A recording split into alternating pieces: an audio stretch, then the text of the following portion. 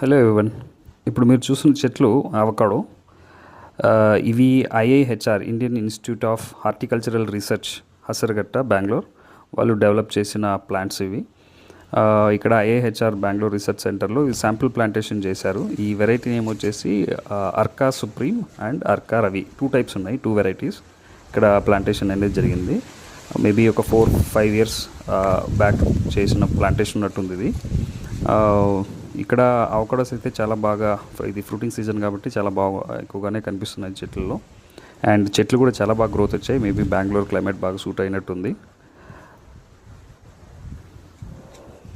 ఇక్కడ స్పేసింగ్ అయితే 15x15 తీసుకున్నారు. కొంచెం దగ్గర అనిపిస్తుంది. చెట్లు ఆల్రెడీ కవర్ అయిపోయినాయి. సో ఇవి లాంగ్ లైఫ్ స్పాన్ ఉంటుంది వీటికి, లైక్ 40-50 ఇయర్స్ అబోవ్. సో అప్పటి వరకు మనం కంటిన్యూగా ప్రూనింగ్ చేసుకోవాలంటే కొంచెం కష్టం. కొంచెం స్పేసింగ్ తీసుకొని పెట్టుకోవడం బెటర్ అనిపిస్తుంది. అండ్ కాయలు కూడా చాలా బాగా సైజు ఉన్నాయి.